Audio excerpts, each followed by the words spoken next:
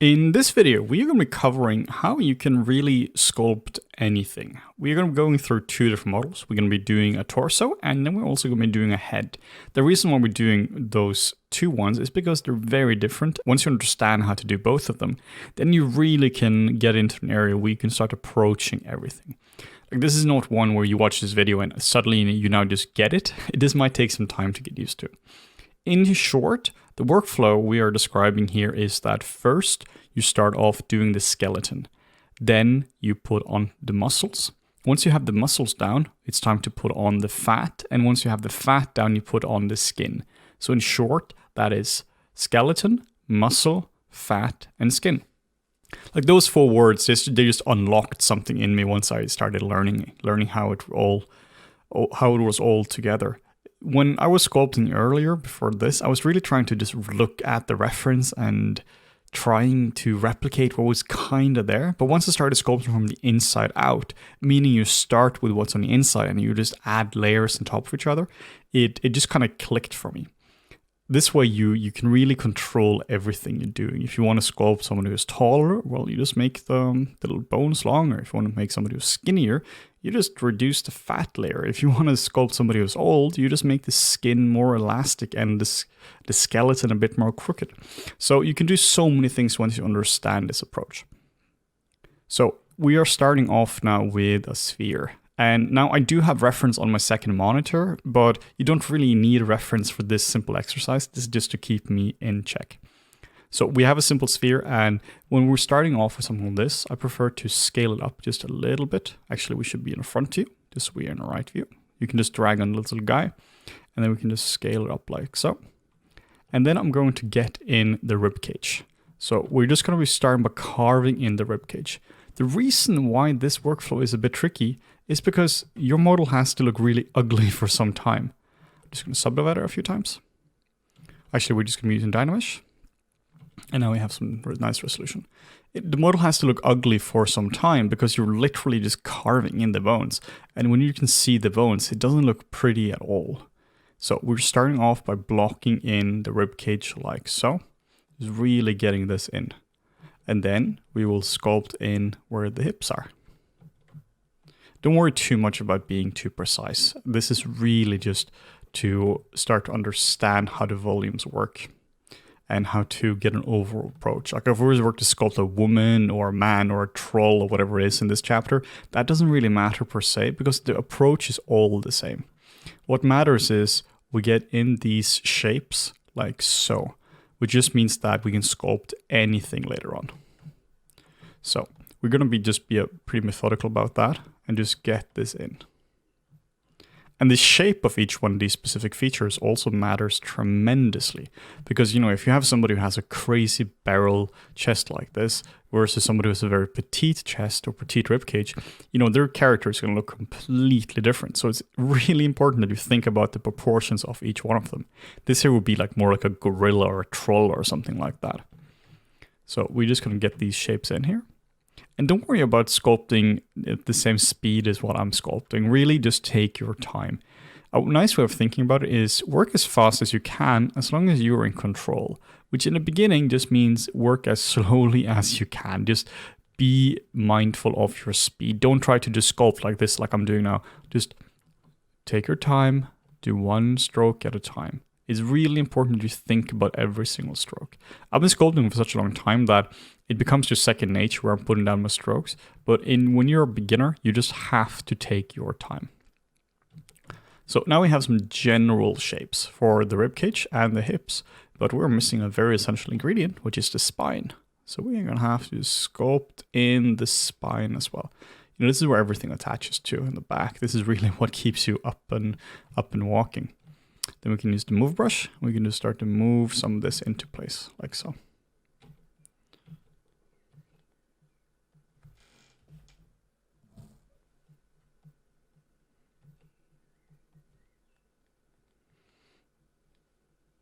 The move brush is really useful, particularly early on. I don't really use it later on, but it's fantastic at this stage.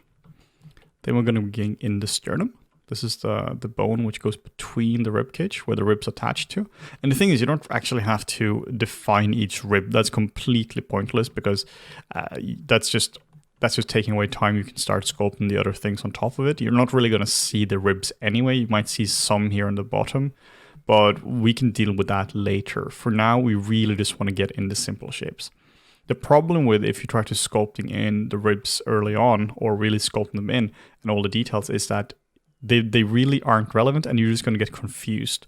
So don't confuse yourself in the beginning. Like there's a huge difference between doing an appealing figure and doing a fully realistic crochet sculpt. An crochet sculpt is just a model where you can see all the bones, all the muscles and all the bones and all that without actually looking like a natural figure. So we're just going to be blocking in something simple for now. Okay. And then on top of this is where we would have the clavicles. So they will look something like this. And this is where we have to use some Dynamesh magic and just start to get them in. So we just have to do some Dynamesh and just sculpt them in. Then we have the neck going around here, which of course is an extension of the spine.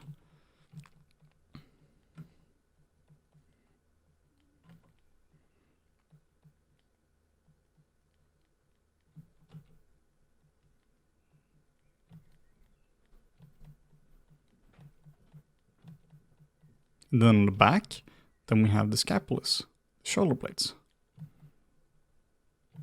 They go around like this approximately.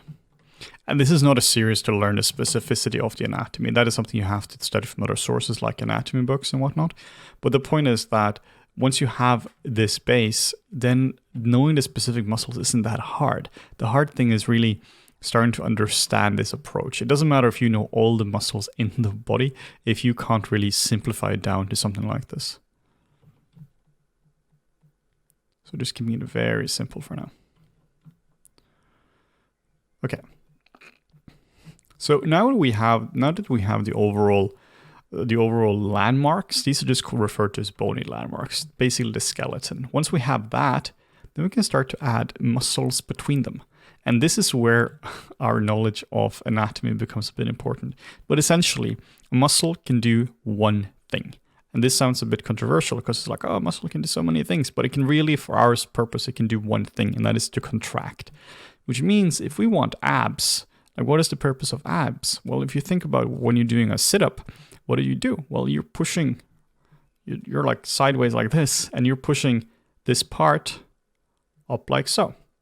So how do you do that? Well, if you're lying like this and you want to actually do a sit-up, you need some kind of string, some kind of tubes, which will go from around here to down here. And that thing will have to get shorter. So whatever goes between here will just have to get shorter. And this means that it's a lot easier to think about it like this instead of thinking about the fancy origin and insertion. The only thing we're going to do now is essentially just make some volumes between this area and this area. So once we have that, then it becomes quite easy. Then we just draw a line between these two. We just draw some volume. We just draw a mass between these two.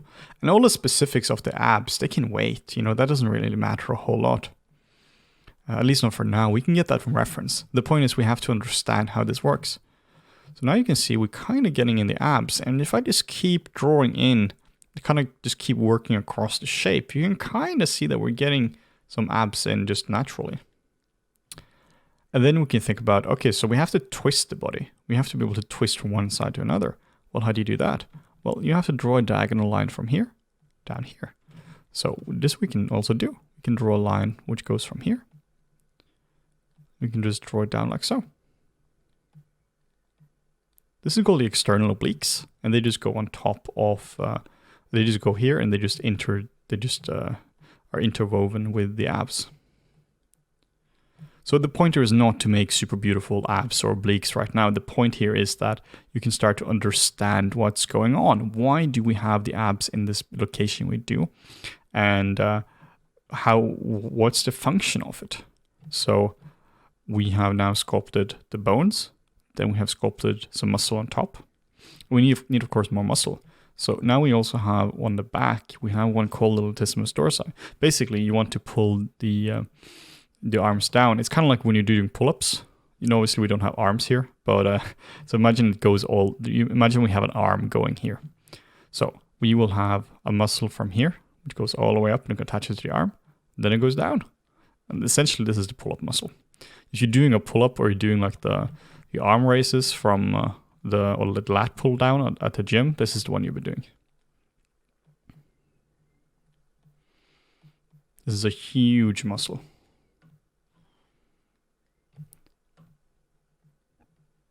Then we also have some muscles which need to really keep the spine upright. So we have the hips here, and we have the spine, the entire torso, and it's a pretty big piece of it's a lot of muscle and a lot of weight. So we need something to stabilize it. So now we can kind of think about this as like reinforcement. Like if you were to work with concrete or something, you have to reinforce the concrete.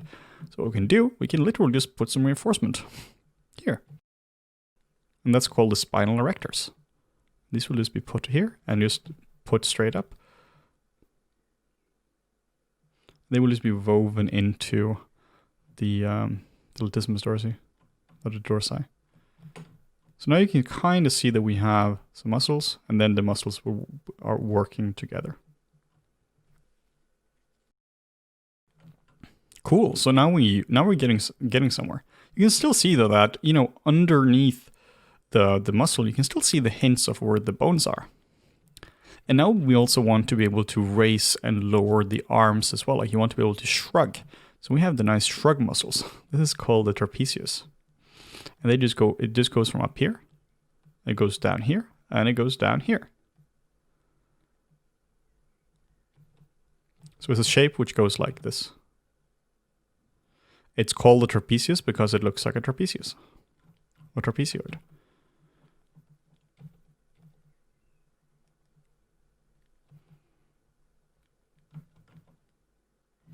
Cool. Okay, and now we still have the chest completely exposed, so we have to add some muscles here as well. So what is the purpose of the chest muscles? Well, you're moving your arms forward. Imagine you're doing a bench press. That's the chest muscles doing it. You're doing a push-up. You're essentially pushing yourself up from the ground. You're here, and you have to push yourself up. Well, what you can do like this. We can go down here, and now if you were to push your arms up like this, we're doing little quarantine push-ups, like so.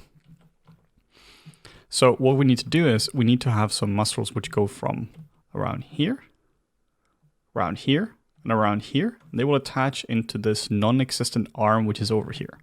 So we'll just block in the muscles. And we'll just get the muscles in. This has 3 heads as well. So we have the first head which goes here. Then we have the second head which goes here. And then we have the third head which goes around here.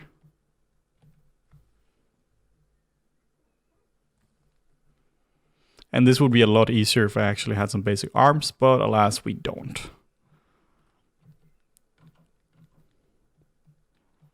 The point of this exercise is not to do something which looks super pretty. The point of this exercise is to do something where we understand the methodology. We're just going to pushing these out a little bit just so they can go into where the arm would be.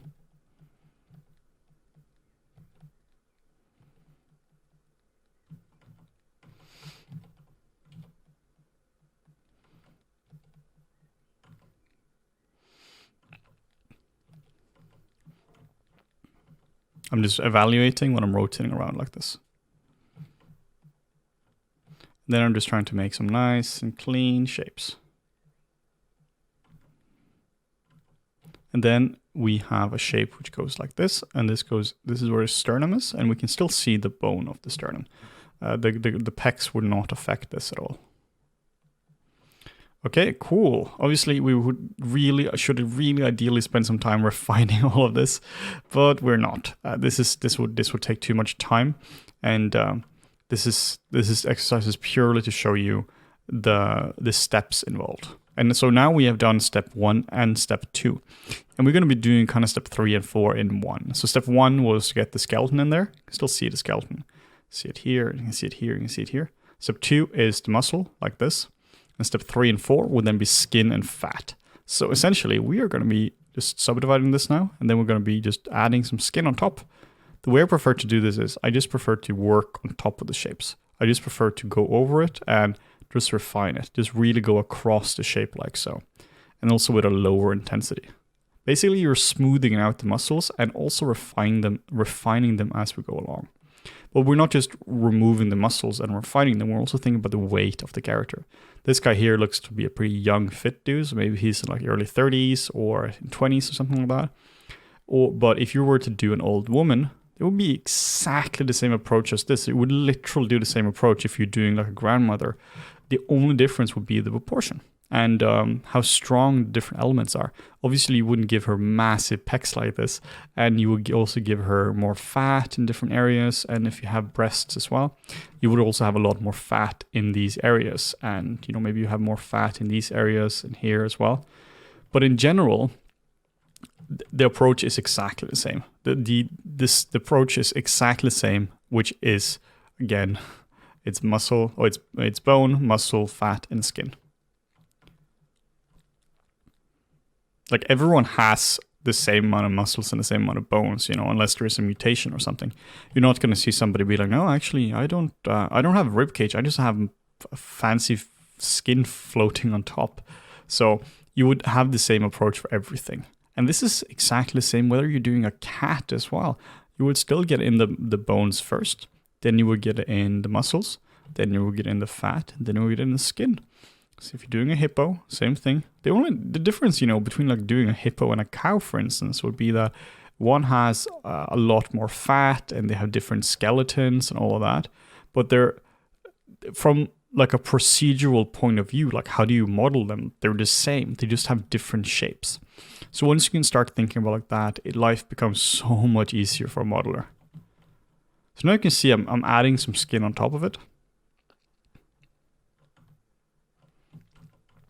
And just refining it as well. So this guy is obviously a crazy lean guy as well. Like his skin, his body fat is like 8% or something. So it's pretty low. But this is just to keep it simple so you can still see where the general landmarks are.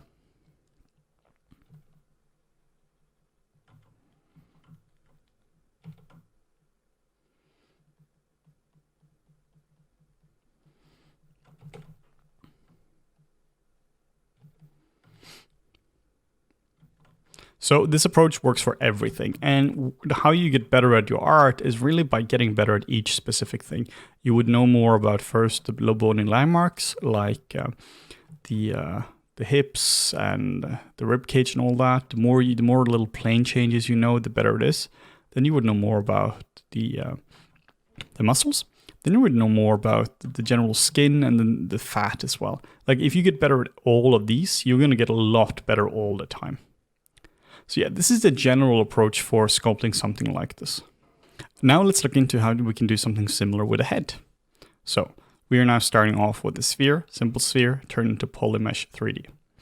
Enable symmetry, and we're going to do the same approach as before. Now we are going to start off by blocking in the skeleton. And we are blocking in just 2 quick holes. Like wherever you start doesn't really matter that much. I just prefer to start with the eyes because then I just get some character right away. Then we're going to be blocking in some of the bony landmarks like the cheekbones. Like so. Getting into some of the more of the skull shapes. Like you can of course start with proportions right away, but I just think it's really nice to block in some of the main landmarks like this and then do proportions afterwards. But that's totally up to you. So I'm literally just creating a skull now. I'm not thinking about really anything else. I'm not thinking about the mouth or anything like this. I'm just thinking about a skull. Blocking in the jaw like this. And now you can see that this is starting to look like a skull right away. Like nobody would be any doubt what this here actually is. But like with what we spoke about before, the differences between this and a monkey and a kind little grandpa and an evil dictator would be proportion. Like they have the same building blocks. The difference is proportion. Seven different ethnicities as well. There are quite a lot of differences in general proportions as well. So we're just gonna make this into something more humanoid. And skulls, they also always look a bit evil. So we're gonna make this a bit less evil, a bit more neutral. So if you accidentally make the wrong proportions now, then you're making a chimpanzee instead of a human. So it's pretty important to get your proportions right at this point. And again, this is not a sculpting a skull tutorial. This is more on showing you the approach for how you can sculpt anything. Just getting in the cheekbones.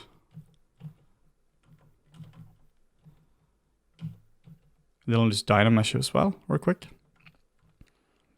Okay, so now we have a general skull shape. Now we can start to block in some more volumes for it. Just getting the cheekbones in to be a bit better. Working in the area around the eye, like so. I actually have a skull on my desk right now, like one of the ones which are cast in one of the, I think it's in resin or something. It's really useful to have for reference.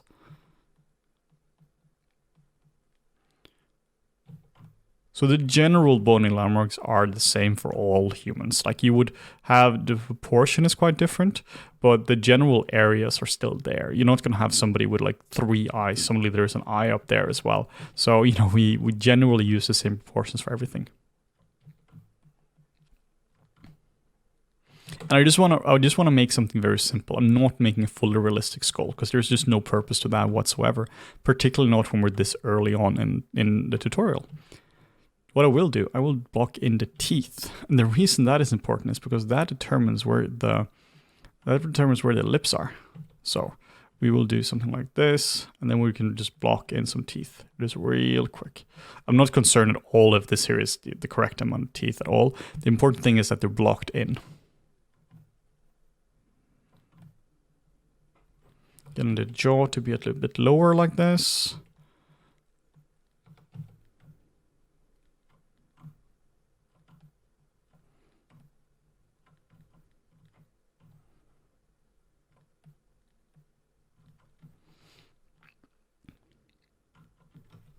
Just make this a bit more angular on top. And we can make this also have a bit more of a specific shape here as well. Can we go a bit more out?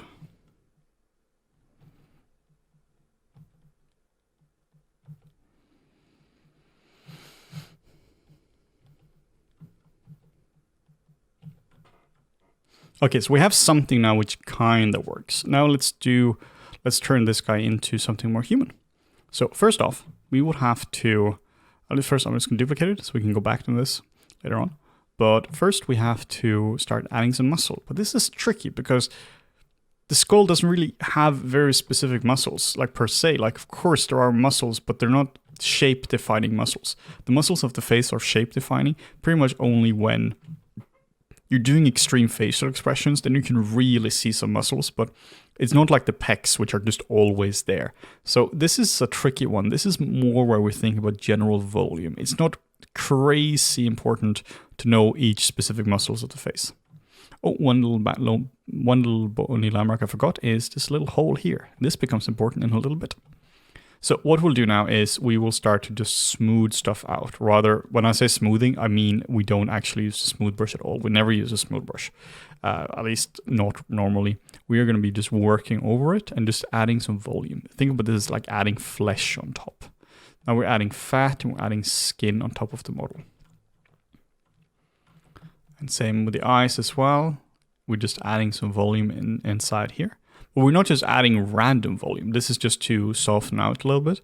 We still need the bony landmarks to be there. But once we have areas like this, now we can add an eye, like the actual eyes. Now we can add little eyelashes. So I'm just going to add like a hole in here. And then we can start to refine it. We can use the move brush and we can just start to really refine the eyes. And now you're starting to see the magic of this approach. Did you have any issues now placing the eyes? Well, no, because they just go inside the eye socket. You know, if you have a skull like this, where would the eyes go? Well, they have to go here. There isn't any guessing. There isn't any proportional guesses. Nobody who's following this tutorial is going to like try to place the eyes here. You're just not going to do it. So this is where it's kind of starting to click for some people, at least, hopefully, where you're now seeing that the placement of the features are so dependent on where the skeleton is. So now we can start to just place the eyes. like so. Now it starts to look way more human right away. If we just look at this to this, suddenly it's way more human. We can also place the nose. Well, where would the nostrils be? Well, they have to be around here. So let's just add some more clay. This is how I'm thinking about it. I'm just thinking about just adding clay. We can just drag out, or actually let's just add some more volume so that the original bone and landmark still stands. Okay, and then we can just start to drag it out.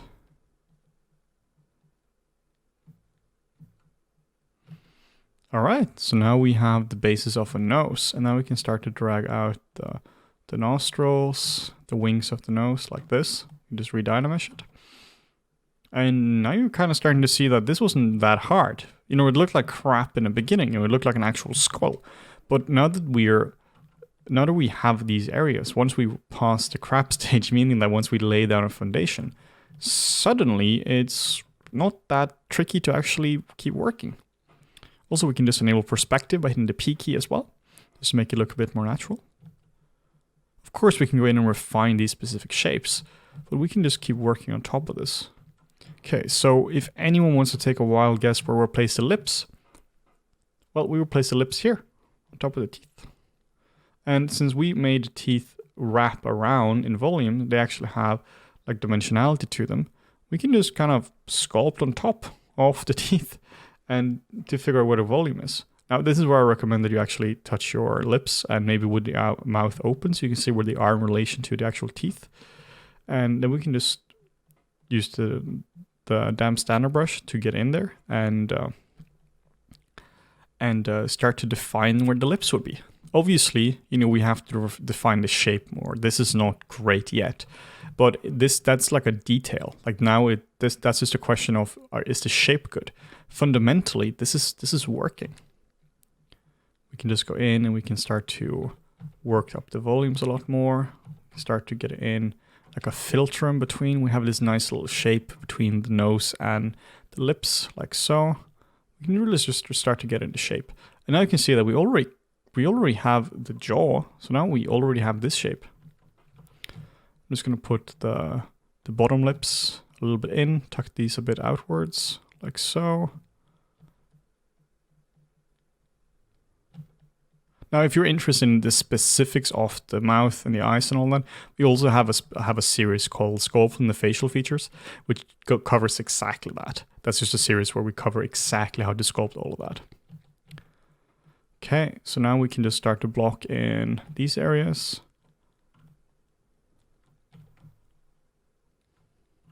And now you can see it just starts to feel a bit natural because we're working around the bones we have, and the bones are so prevalent when it comes to the actual face. Okay, so we have a little hole here as well. Well, what could that be for? Well, what if we had some kind of hearing utensils, some kind of ears? So that's where we have the actual ear hole, and now when we have that, we can actually block in the ear. You know, without knowing where the ear hole is, you know, without knowing where the air actually comes into, well, the ear, then how can we know where to place it? Well, if we just were to just mask it out now, control click, and then we can start to just move this out. So now we can start to actually get the shape of the ears right.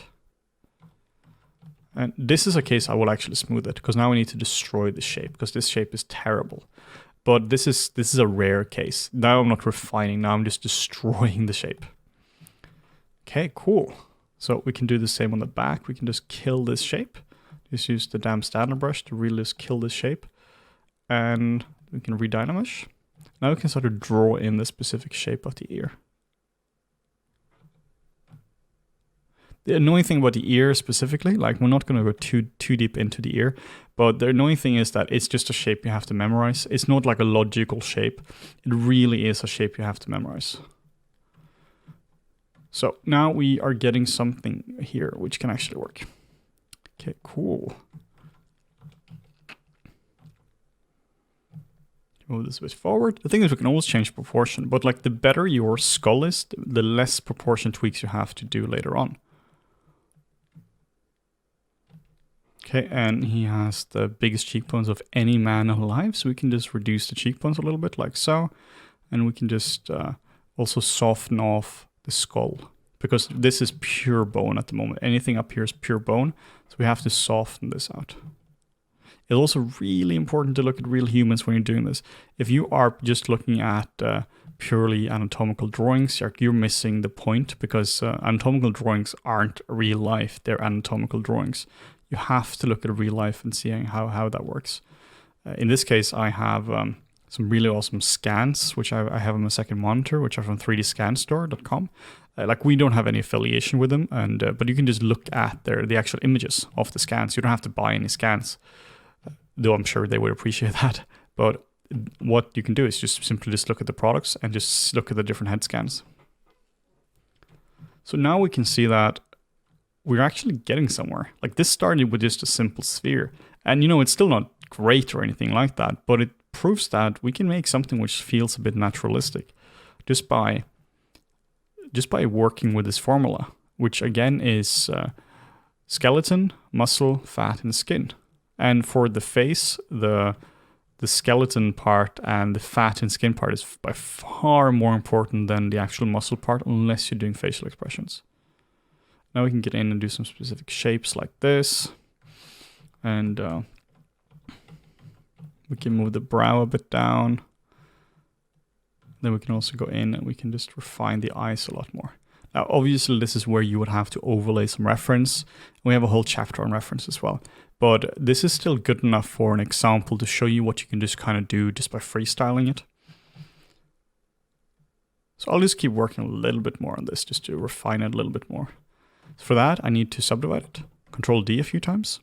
So you don't be too afraid of high polygons when you have to actually define the model. I see a lot of people, they're really trying to adhere to the, don't have crazy high polygons.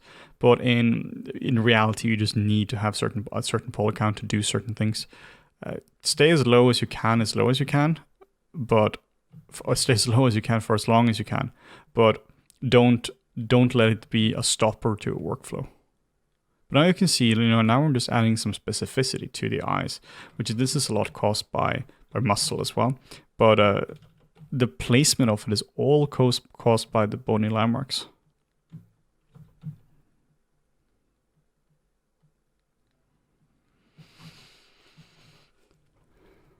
Then we can use the clay buildup brush to really just get some fat pads in here.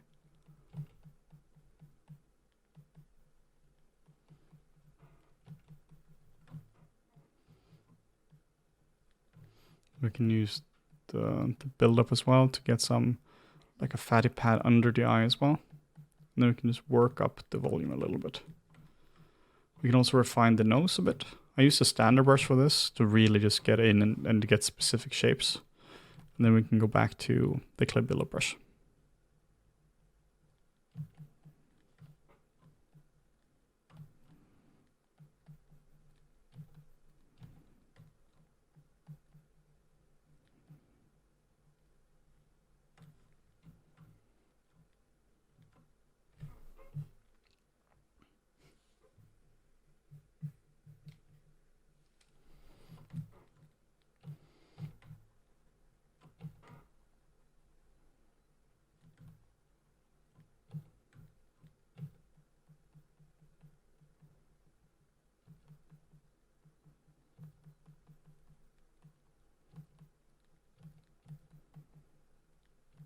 And now I'm just looking a bit more at my reference while I'm sculpting, just to get some more specificity in here.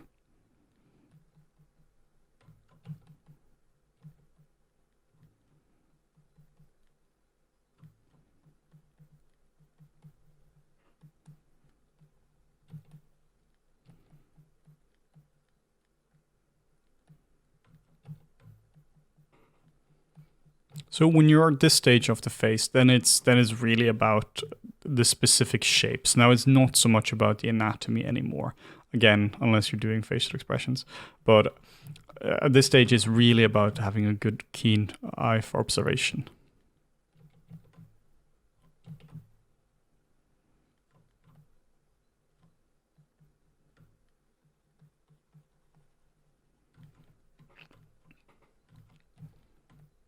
And what's really important when you're doing a face is you have to think about the skin.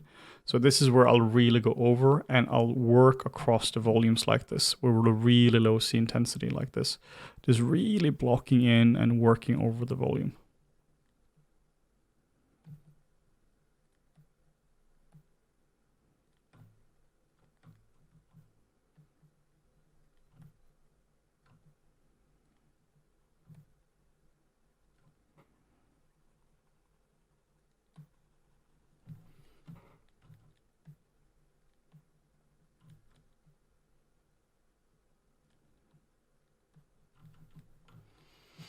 Okay, so I won't really take it much further than this, but the point is really that once you understand this approach, you can sculpt anything, whether it's this guy, which is obviously completely different from this.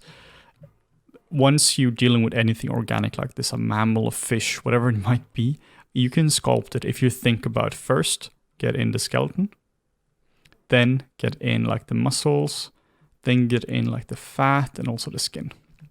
Once you understand that, everything becomes a million times easier.